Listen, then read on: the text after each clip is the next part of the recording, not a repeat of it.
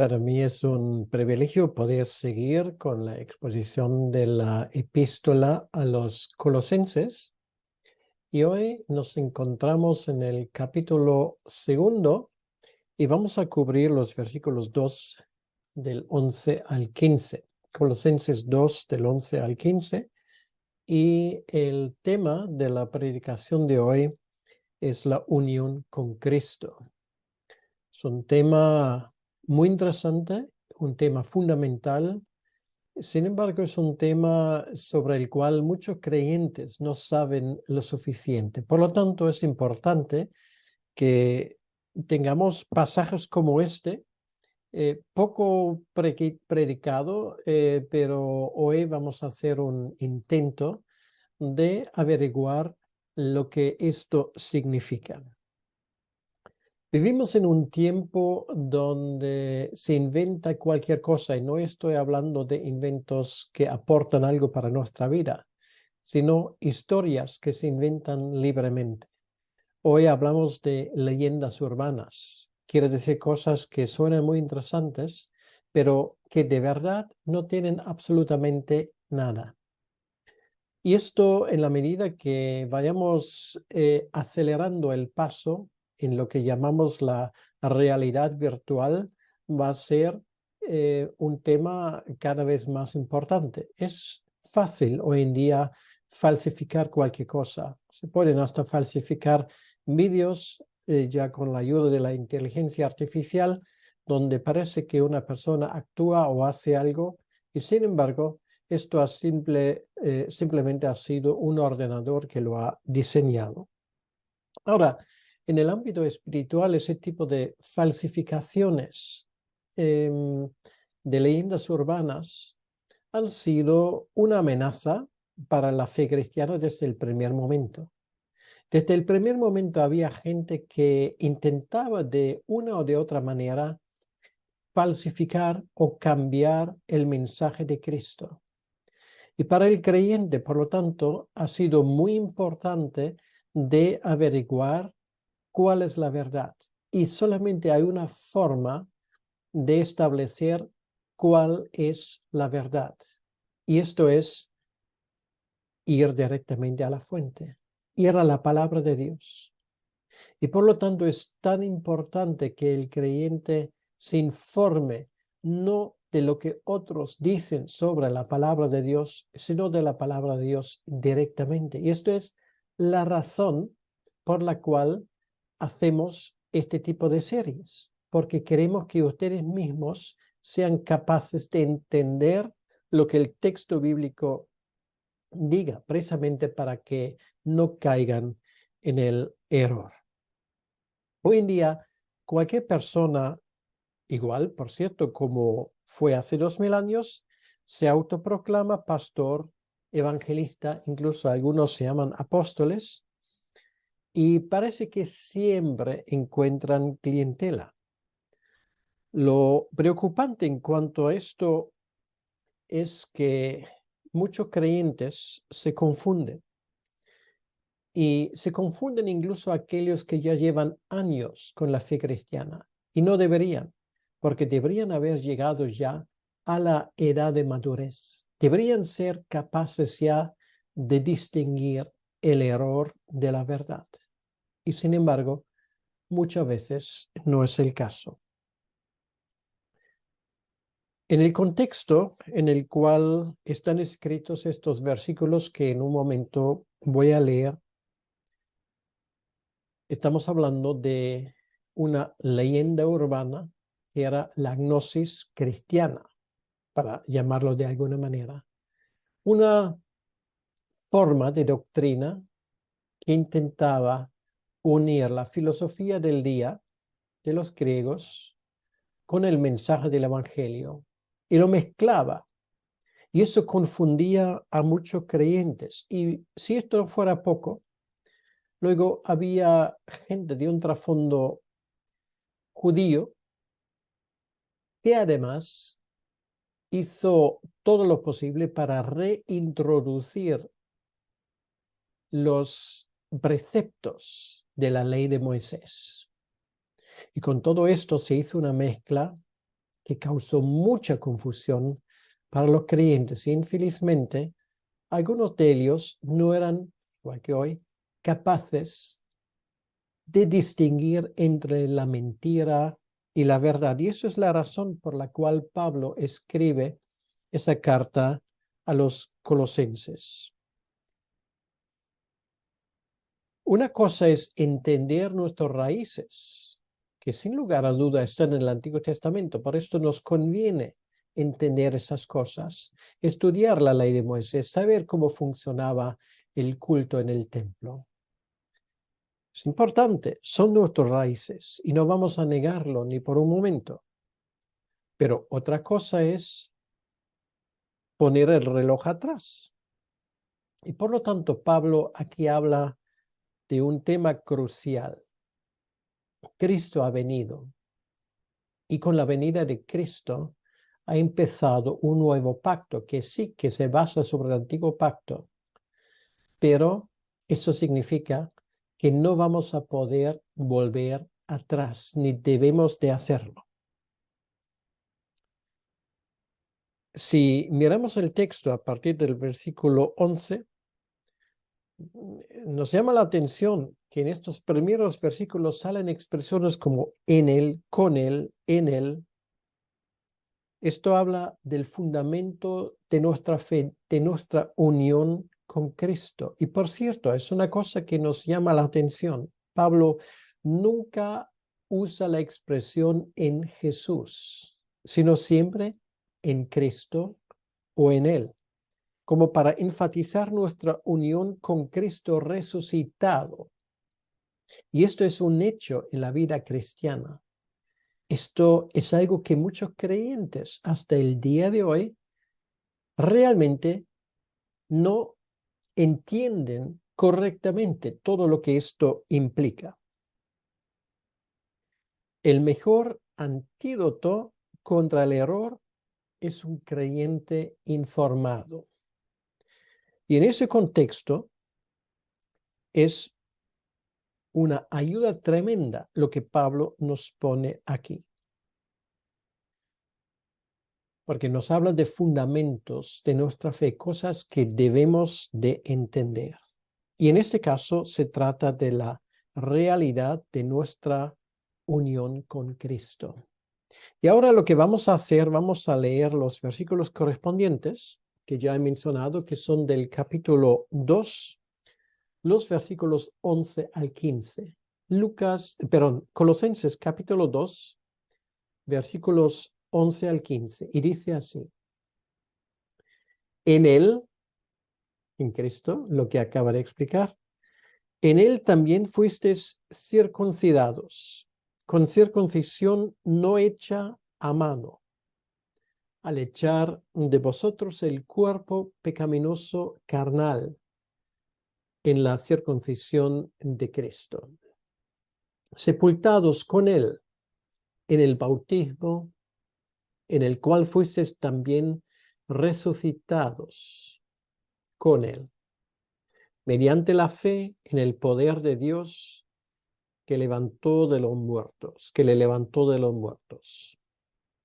Y a vosotros, estando muertos en pecados y en la incircuncisión de vuestra carne, os dio vida juntamente con él, perdonándoos todos los pecados, anulando el acta de los decretos que había contra nosotros, que nos era contraria, quitándola de en medio y clavándola en la cruz. Y despojando a los principados y a los potestades, los exhibió públicamente, triunfando sobre ellos en la cruz. Hasta aquí la lectura de la palabra de Dios. Vamos a hablar con Dios un momento y pedirle que Él nos ayude a entender bien estos versículos. Señor nuestro Dios, queremos darte las gracias por este momento de estar en tu presencia para pedirte humildemente que tú nos ayudes a entender estos versículos. Gracias te damos por tu presencia entre nosotros y pedimos, Señor, que tú abras nuestro entendimiento. Te lo pedimos en tu nombre. Amén. La unión con Cristo. Este es el tema de hoy. Y lo primero que vamos a mirar en los versículos 11 y 12 es el método con que se consiguió esta unión, porque esto es un hecho para el creyente. Esto ya habla de una realidad. Hay una palabra aquí en los primeros versículos de nuestro pasaje que es la palabra circuncisión. Vamos a hablar un poco de esto. Primeramente, el simbolismo de la circuncisión. Y lo primero que vamos a mirar es lo que significaba esto en el Antiguo Testamento. En el versículo 11 dice, en él también fuisteis circuncidados. Ahora, ¿qué es esto de la circuncisión? Algunos ya participaron en algunos estudios donde yo hablé del texto y por lo tanto ya tienen una idea de esto, pero voy a decirlo en términos generales también para aquellos que tal vez escuchan de este tema hoy por primera vez. Por mandamiento de Dios, Abraham recibió en su momento el mandato divino de circuncidar todos los hijos, estamos hablando de los hijos masculinos de su familia. La circuncisión en los tiempos de Abraham ya fue conocido también en otras culturas, como después también había otras culturas, como los hay hasta el día de hoy, culturas y religiones que llevan a cabo esa práctica. Pero Dios en el libro de Génesis capítulo 17 dio un nuevo significado, un nuevo simbolismo, para decirlo así, a esa práctica. La persona circuncidada con la circuncisión da testimonio de pertenecer al pueblo escogido por Dios. En su momento, todos los hombres de la casa de Abraham, los que pertenecían a este pueblo del pacto, tenían que llevarlo a cabo en ese momento determinado, pero luego la ley de Moisés y también lo que dijo Dios a Abraham estipula claramente que este rito se tiene que llevar a cabo en un niño recién nacido. La ley de Moisés especifica que esto tiene que pasar en los primeros días de su vida. Era símbolo de que esa persona pertenecía al pueblo escogido por Dios. Ahora, esto no era un automatismo. Quiere decir que una persona circuncidada se podía perder. Un buen ejemplo de esto es Judas, del cual sabemos. Incluso en la escritura se le llama el hijo de la perdición. Entonces sabemos que circuncidado, él, como lo eran también muchos de todos los fariseos y los escribas y todos los que querían matar a Jesucristo eran circuncidados, pero sin embargo murieron finalmente en su incredulidad. ¿Cuál es la idea que hay detrás de esto? Bueno, la idea que hay detrás de esto es una idea simbólica. Y esa idea simbólica es, con la procreación, se transmite, para decirlo así, el pecado de generación en generación.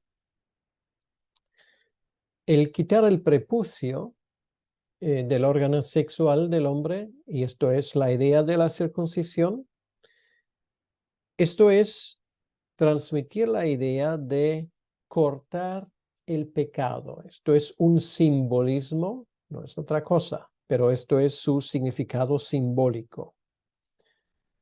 exteriormente por un acto de cirugía, vamos a decirlo así, pero simbolizaba el cambio de corazón y el ser introducido a la casa del Señor. Y esto, al llevarlo a cabo con un recién nacido, significa que por la decisión de sus padres, pues esa persona iba a formar parte del pueblo de Dios. Esto también se aplicaba de forma automáticamente a las mujeres, porque uno se preguntaba, ¿y qué pasa con las mujeres? ¿No pertenecen a la casa de Dios? Sí, pertenecen, pero al estar bajo la cobertura de la cabeza de la familia, que está circuncidada, automáticamente están incluidos en el pacto. Esto es la idea que hay detrás. Una vez más, como esa costumbre se había dejado y muchas veces no se llevó a cabo con la exactitud, Moisés tenía que tener cuidado que los israelitas, al entrar en el país prometido, en Canaán, todos los hombres que no lo habían hecho tenían que circuncidarse, porque tenían que estar claro que esta señal de la pertenencia al pueblo de Dios debería ser la marca de cada israelita. Y una vez más, las mujeres automáticamente pertenecían a la familia, y esa señal de identificación automáticamente se les aplicaba a ellas.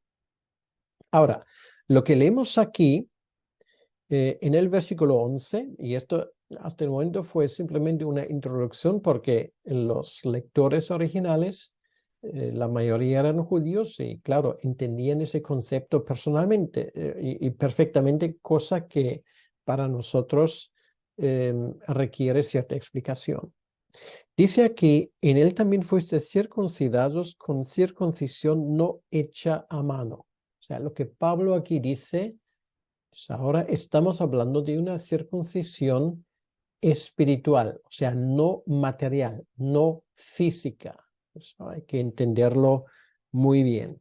Quiere decir, en la salvación, en el nuevo pacto, el creyente experimenta una circuncisión espiritual que no es visible, pero que a diferencia de la circuncisión física, es efectiva. Quiere decir, mientras que en el Antiguo Testamento los que se circuncidaron no se salvaron automáticamente, en el nuevo pacto, los que están en Cristo y espiritualmente están circuncidados con Él, le pertenecen y le pertenecen para siempre. Por lo tanto, no era necesario confirmar ese pacto y ese rito eh, ya en el Nuevo Testamento. Ahora, ¿qué hizo Cristo? Dice en el versículo 8, perdón, en el versículo 11, fuisteis circuncidados con circuncisión no hecha a mano al echar de vosotros el cuerpo pecaminoso carnal en la circuncisión de Cristo. Quiere decir, la unión con Cristo se consigue por una circuncisión interior, o si se quiere, espiritual. Y se llama aquí, el término es la circuncisión de Cristo. Es decir, la circuncisión que Él llevó a cabo en el creyente, en nosotros. Y allí entra el simbolismo del bautismo, porque el bautismo, en este sentido, corresponde a la circuncisión del Antiguo Testamento. Y esto es muy interesante que Pablo aquí lo pone en un contexto. Y este bautismo significa que se ha quitado el pecado y que había una renovación por el Espíritu Santo y que ahora formamos parte de la familia del Señor. Quiere decir que eso es algo que el bautismo de forma exterior lo confirma. Eso significa que el pacto de gracia, tanto del Antiguo Testamento con Abraham, como del Nuevo Testamento, es el mismo. Solamente hay señales distintas o símbolos distintos. En el Antiguo Testamento era la circuncisión física, en el Nuevo Testamento es el bautismo. La señal exterior del pacto, por lo tanto, ahora se resume en el agua del bautismo. De la misma manera, tenemos que decir como en el Antiguo Testamento, la circuncisión sin fe no sirve. De la misma manera, en el Nuevo Testamento, el bautismo sin fe no sirve. No es un automatismo. Y esto es el error de mucha gente. Y por cierto, esto irrespectivamente, si abogamos en favor del bautismo de infantes o del bautismo de una persona mayor, irrespectivamente. Porque si a este bautismo no se une la fe, el bautismo como acto no sirve. O sea, nosotros no creemos en una regeneración por el bautismo exterior, sino por el bautismo del Espíritu Santo a la hora de regenerar, a la hora de nacer de nuevo. Volviendo al bautismo, el bautismo simboliza, de cierta manera, reactúa, recapitula lo que Cristo hizo por nosotros. Dice en el versículo 12, sepultados con él en el bautismo, en el cual fuisteis también resucitados con él mediante la fe en el poder de Dios que le levantó de los muertos. Una de las cosas, una de las grandes verdades que representa el bautismo es que morimos con Cristo posicionalmente, legalmente. Cuando Cristo muere en la cruz, tú y yo morimos con Él. Cuando Él resucita el tercer día, el creyente, tú y yo, resucitamos con Él. Y esto se recapitula simbólicamente en el bautismo. Por esto queda atrás la circuncisión. Tenía su simbolismo, había jugado su papel en la economía de Dios, pero ahora ha dejado paso a un nuevo símbolo, porque el bautismo simboliza la muerte y la resurrección del creyente en Cristo. Y esto es algo que no va a tener lugar, sino que ya ha tenido lugar. Quiere decir, posicionalmente, nuestro estatus actual es muertos con Cristo, resucitados con Cristo. Estamos, Pablo lo escribe así en Efesios, sentados con Él en los lugares celestiales. Esto ya es un hecho. Todavía no físicamente, pero simbólicamente. Esto habla de un símbolo, de una realidad espiritual, y la realidad, vamos a decirlo, física, en algún momento va a seguir. Y esto tiene consecuencias, porque esto significa que legalmente delante de Dios dejamos de existir como entidades responsables de nosotros mismos. El que es responsable de nosotros ahora es Cristo. Estamos unidos con Él para siempre. Él no solamente ha pagado por nuestro pecado, sino Él ha aplicado este precio a nuestra vida, y por eso nosotros ahora ya de hecho estamos vivos, hemos nacido de nuevo. Puedes gritar aleluya ahora, porque esto es un gran hecho. Cuando Él resucita el tercer día, el triunfo también es de nosotros. De hecho, se ha aplicado a nuestras vidas. La vida eterna ya es una realidad para el creyente. Pertenecemos a Él y sí, Él vive y nosotros también vivimos con Él. Esto ya es un hecho. Y por lo tanto, la muerte del creyente simplemente es pasar de una realidad de vida a la otra. Es simplemente dejar atrás ese cuerpo nuestro para encontrarnos en la presencia bendita de nuestro Señor Jesucristo. Pero ya tenemos vida, ya hemos sido nacidos de nuevo. Y en este hecho, versículo 12, mediante la fe en el poder de Dios, resucitamos. Esto aún es un acto de fe. Quiere decir, depositamos nuestra confianza en Él. La Biblia eso lo llama fe. Ahora, ¿qué beneficios tenemos de esta unión? Esto Pablo ahora nos lo desglosa en los versículos 13 al 15.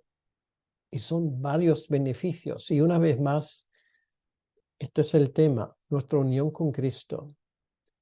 Y me gustaría que tú como creyente tuvieses un conocimiento exacto de esas cosas para que te hagas adulto en la fe, para que nadie te pueda engañar con doctrinas extravagantes, sino para que puedas entender lo que es la realidad de tu fe. Entonces, el primer beneficio, Pablo lo menciona en el versículo 13, y esto es vida. Dice aquí, y a vosotros, estando muertos en pecados y en la incircuncisión de vuestra carne, os dio vida juntamente con él, perdonándoos todos los pecados.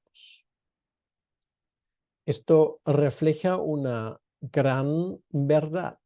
Y esa verdad es que el hombre natural está muerto, dominado por la naturaleza del pecado.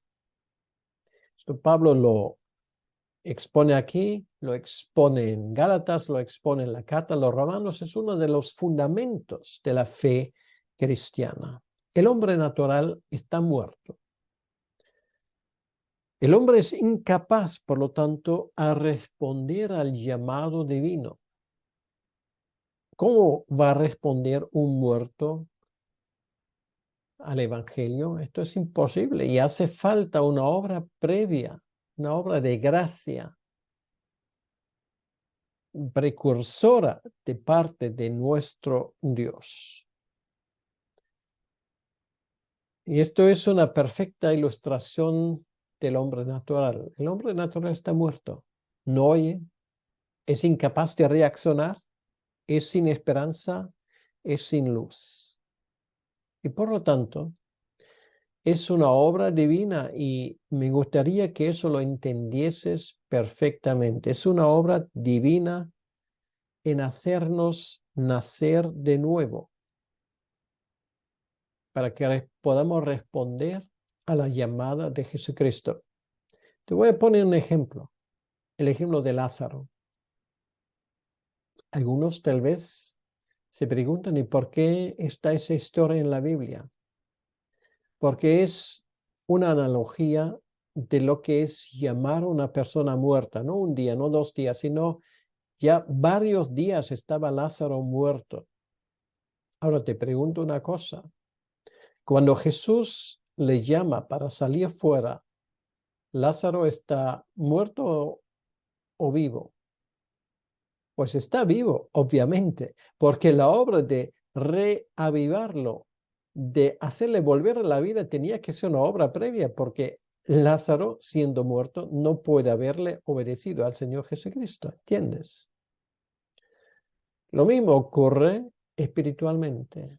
Dios hace una obra previa en tu vida, una obra de gracia, una obra de la cual tú solamente le puedes dar gracias. Y luego una vez renovado, tú puedes responder a su llamada. La salvación es del Señor, no es una cooperación entre hombre y Dios, como infelizmente muchos hoy enseñan en contra de la Escritura. No es una cooperación, es una obra soberana de Dios donde Él te llama. Y por favor, me gustaría mucho que tomases nota de esta gran verdad. Es una obra divina en hacernos nacer de nuevo, nos da nueva vida, nos da una nueva naturaleza que nos ahora permite percibir lo que Dios ha hecho. Él nos ha perdonado por la sangre de Cristo. El pago del precio fue completo. Pero es ahora cuando nosotros tenemos la posibilidad de responder. Y tenemos esa posibilidad porque Él antes nos hizo nacer de nuevo. Y por eso, por esa razón, oramos a Dios por la conversión de almas. Es la razón. Porque si esto no depende de Dios, entonces ¿para qué te diriges en oración a Él para orar por tus familiares o por tus amigos? Reconocemos tácitamente que si Dios no hace su obra, no hay nada que hacer. La salvación es del Señor. Esto hiere nuestro orgullo, porque queremos contribuir a algo y nos relega a un segundo plano. Somos pasivos hasta que la gracia de Dios llegue a nuestras vidas. O sea, lo primero es vida, vida como regalo de Dios. Lo segundo, en el versículo 3 nos dice, es el perdón de los pecados. Dios ahora nos perdona nuestros pecados porque Él, Cristo, pagó el precio. Y así resucitamos con Él. O sea, simbólicamente, el tercer día, cuando Cristo resucita, todos los que han creído en Él y los que van a creer en Él, resucitaban con Él. Por eso puedes decir que tú ya resucitaste en este sentido con Cristo, porque ya tienes vida eterna. Aquí dice, Él dio vida juntamente con Él, perdonándoos todos los pecados. Es un privilegio, es un regalo, es un acto de gracia divina. Y en tercer lugar, después de darnos vida, después de otorgarnos un favor, eso de perdonar nuestros pecados, además cancela la deuda de una vez y para siempre, esa deuda que tenemos para con Dios. Dice el versículo 14, Él anuló, anulando el acta de los decretos que había contra nosotros, que nos era contraria, o sea, que hablaba en contra de nosotros, quitándola de en medio, clavándola en la cruz.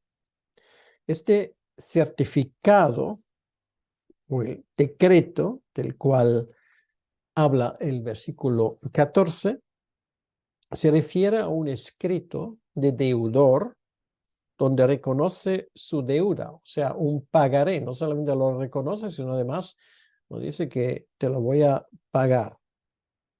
Esto somos nosotros, solamente hay un problema.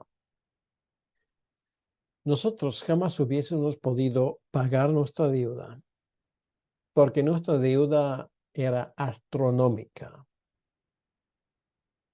Le debemos a Dios una suma infinita. Y a ver quién es el guapo, quién va a pagar esto. Obviamente la respuesta, y la respuesta clara de parte de la Biblia es que nadie es capaz. Porque un solo pecado ya contra un Dios eterno requiere un pago infinito.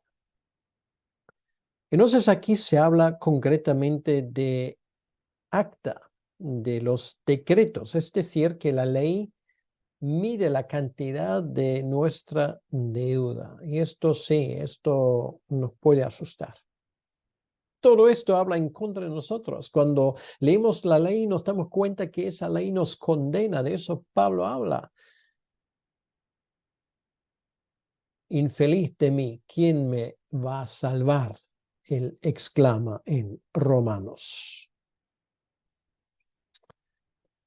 Es tremendo como el hombre natural no se da cuenta de esto. No se da cuenta de esto hasta que Dios le abre los ojos y se da cuenta de que en cuántas ocasiones ha ofendido a Dios. Y ahora esto se borra, se quita. A eso David se refiere en el Salmo 51, quita mi pecado, él lo pide. Y ahora, 1000 años después de David, y hace 2000 años desde nuestra perspectiva, esto se hizo realidad en la cruz del Calvario, cuando Cristo pagó el precio al completo de tu pecado y del mío. Y ese papel de deuda, de nuestra deuda, ese pagaré que jamás hubiésemos podido pagar, lo teníamos en contra nuestro, continuamente. Y sin embargo, Cristo lo apartó. Lo clava en la cruz, dice el versículo 14. Es interesante, normalmente se clavó, los romanos cuando tenían tiempo, clavaron la lista de crímenes por la cual una persona finalmente fue clavado en la cruz. Con el reo también clavaron una lista de las acusaciones en contra de él. En el caso de Cristo, ¿cuál fue su crimen? Haberse proclamado rey de los judíos, justamente, pero ellos lo entendieron como un crimen. Por lo tanto, los judíos querían que habría que poner, él dijo que era rey y Pilato se negó. Pero esto era la razón de su crucificación. Es decir, que Cristo murió en la cruz no por sus pecados, no porque dijo que era el rey, sino por mis pecados y por los tuyos. Allí, en vez de decir rey de los judíos, debería haber puesto pecados de José Juter, pecados de fulanito y pecados de menganito. Una lista larga. Esto era la razón por la cual Jesucristo tenía que morir en la cruz. Tus pecados y los míos. Sin embargo, mis pecados ya no están allí, ya no hablan en contra de mí. Cuando Cristo muere en la cruz, mueren también las acusaciones contra los suyos. Y por esto, cuando Él muere en la cruz, Él muere con el grito tetelestai, está pagado, consumado es. Él pagó ese precio infinito y completo por nuestras transgresiones. Y esto es la base en el versículo 15 de nuestra unión con Él. Muy interesante que hasta el versículo 14 Pablo habla de Dios. Y ahora, en el versículo 15, él habla de Jesucristo, dando a entender que Jesucristo es Dios. Y aquí tenemos otra metáfora que entra. Los huestes satánicos son desarmados. Los principados y potestades, de los cuales Pablo habla aquí, son demonios. Estaban continuamente alrededor de él intentando de quitarle de su camino hacia la cruz, tentándole, en guerra contra él, en el desierto, en el lago con la tormenta, hasta usando sus propios discípulos en repetidas ocasiones. La palabra aquí es desarmar, despojar. Es la misma palabra que aparece en el capítulo 3, versículo 9, que miramos, si Dios lo permite, dentro de algunas semanas, cuando Pablo habla del viejo yo, es hacerlo inoperativo. porque los huestes satánicos ya no tienen ni poder ni fuerzas sobre el creyente. Y no solamente sobre el creyente, sino tienen la guerra perdida. Están en retirada. Esto es la realidad. Despojando a los principados y a los potestades, los exhibió públicamente. Esto habla del pasado, triunfando sobre ellos en la cruz. Esto es el veredicto final contra el diablo. Y por eso tampoco nosotros nunca deberíamos estar angustiados por Satanás. Ha sido derrotado. Este es un tema que ya no nos interesa. Estamos hablando de una victoria como de un general romano victorioso. Esto es la idea que hay detrás. Nuestra victoria consiste en lo siguiente. Primero, Jesús quitó las razones legales por las cuales Satanás podría acusarnos. No hay nada que decir ya más en contra de ti. Fíjate. Segundo lugar, Él nos liberó de la atracción fatal del pecado. El pecado para el creyente ya no debe de tener ningún tipo de atractivo. En tercer lugar, Él venció a la muerte. Y en cuarto lugar, es cierto, la lucha no terminará del todo hasta que Jesús volverá, pero el poder de Satanás ha sido roto. Esos son simplemente escaramuzas de retirada. Pero esto no ocurre secretamente, no. El evangelio es un triunfo público. Tiene que ser proclamado. El poder de Satanás está roto y su derrota manifestada. Aleluya. Esto es el gran triunfo del evangelio. Por lo tanto, los acontecimientos de la cruz tenían lugar en un sitio público. Y esto, lo que ocurrió en la cruz, era una lucha cósmica que termina con la derrota total de Satanás. La cabeza de la serpiente está siendo pisoteada en este momento. Estamos del lado del vencedor y esto tiene consecuencias. La victoria ya fue ganada. Entonces, como último nos preguntamos, ¿vamos a intentar mejorar el evangelio? Con estos hechos que Pablo pone aquí, ¿por qué vamos a querer reintroducir costumbres del Antiguo Testamento que sirvieron hasta cierto punto, pero Cristo ha venido ya y esas verdades quedan atrás? Sí, somos conscientes de nuestras raíces, pero el nuevo pacto es distinto. Los huestes satánicos son vencidos. Lo que parecía la mayor derrota de la historia ha sido la mayor victoria. Por eso me encanta esa canción de la vieja cruz. Yo siempre amaré esa cruz, en sus triunfos mi gloria será. No adoramos los clavos de Cristo, los restos de la cruz, sino adoramos al que murió en esa cruz por nosotros. El enemigo está vencido. Hemos triunfado con Cristo y con esta verdad se puede vivir y se puede morir. Y me gustaría que fueses consciente de esas verdades. No vuelvas atrás.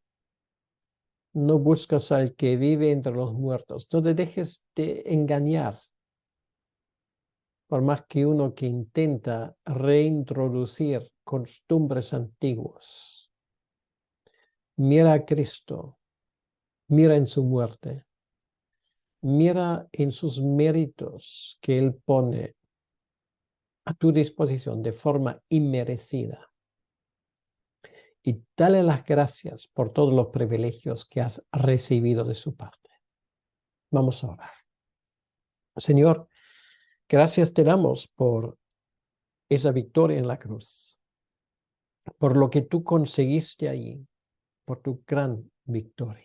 Gracias, Señor, por esto. Te pedimos, Señor, que ninguno de nosotros, los que estamos escuchando este mensaje, que ninguno de nosotros cometa el error de querer reintroducir costumbres antiguas, sino ayúdanos a regocijarnos en la salvación que tenemos en ti. Señor, te lo pedimos en tu nombre y para tu honra y tu gloria. Amén. Que Dios te bendiga.